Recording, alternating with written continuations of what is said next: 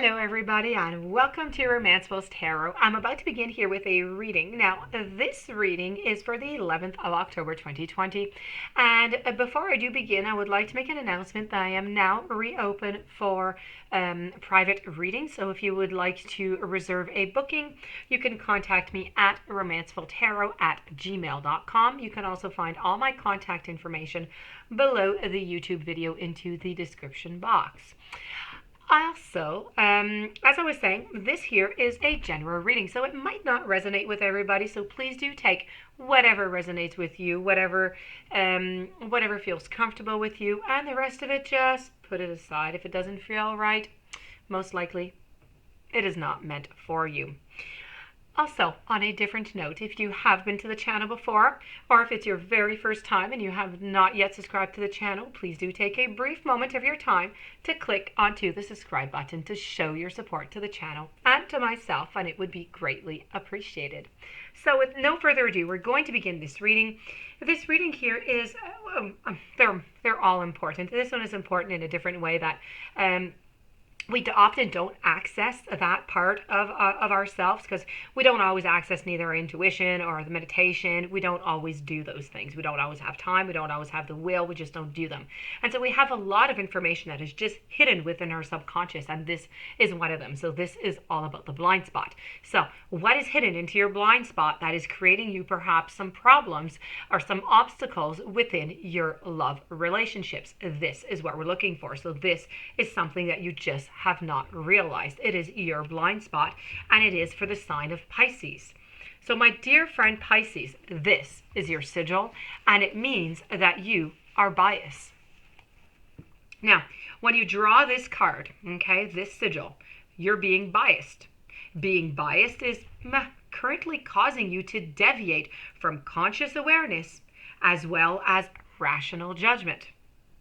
Now, a bias is a tendency. It's an inclination or a prejudice towards and or against somebody or someone.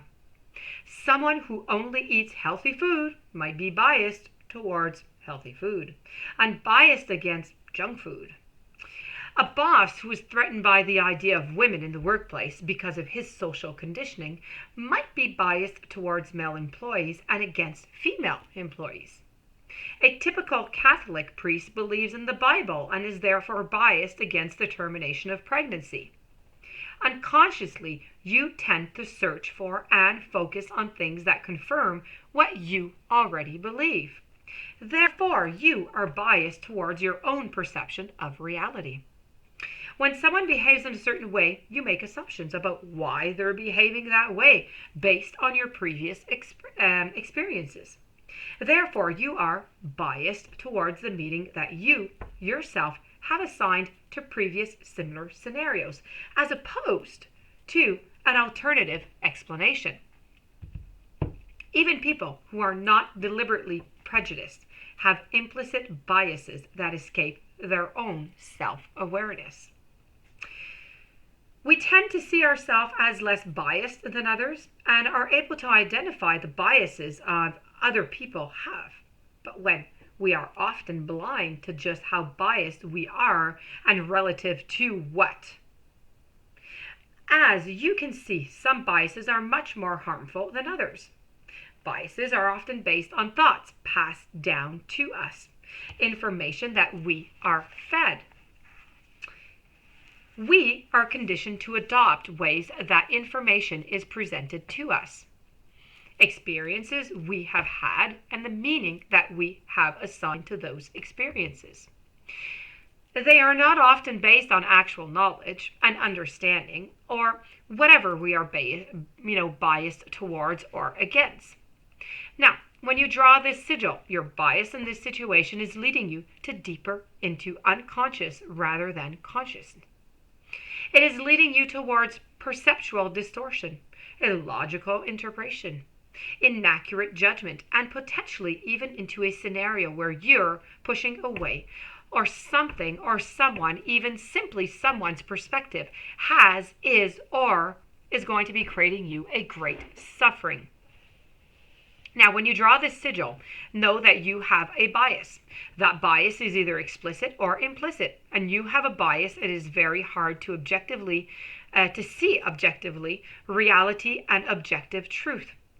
Face the thoughts that were passed down to you, information that you were fed, beliefs you were conditioned to adopt, ways that information was presented to you, experiences you had, especially a trauma that may have led you to polarized perception that you hold. And meaning that you have assigned to those experiences, open your mind enough to consider that these things may have put you in a position to think something is good and right and true that is in fact not good and not right and not true. To the opposite, consider that these things may have put you in a position to think something is bad, or something is wrong and false, and that in fact, not bad and wrong and not false. And no matter whether something is right or wrong, good or bad, true or false, your bias may just be making connections, a meeting of minds, or even resolution that is just impossible. To find improvements, you must open your heart and your mind to accommodate the opposite perspective, the opposite camp to your bias. This sigil is not asking you to be neutral. It is simply asking you to consider that all things in this universe are a part of you, and you cannot turn so aggressively against one part of yourself in favor of another part of yourself without doing yourself any damage at all. So this, my dear friend Pisces, is your blind spot, being bias. So I hope that I gave you a certain clarity. I hoped with this blind spot I gave you enough information to try and work on it, at least take it out of the subconscious and bring it into the consciousness. I'm going to now read you the Heart and Soul Oracle and then the Lover's Oracle. So beyond the light of this world, there is an inner light that always shines bright. Close your eyes and be guided by your inner light. Feel it flow through your entire body, your thoughts and emotions. Feel it relax and heal every part of you. Listen to the immortal dialogue between your soul and spirit. And that is a never-ending story of you. I told you, aren't they just beautiful? That's all I have to say. The Lover's Oracle. Imagine all the unwanted thoughts, all of them, dissolving into light, creating room for new opportunities and new possibilities for your life. So that being said, this does conclude your reading, my dear friend Pisces. I hope you enjoyed it. I hope that I brought you once again some clarity. If you would like to have a booking or some information, romancefulltarot@gmail.com. Please don't forget to subscribe to the channel. Stay tuned for any following readings. And I do wish you a fantastic day. Thank you for being there and many blessings to you.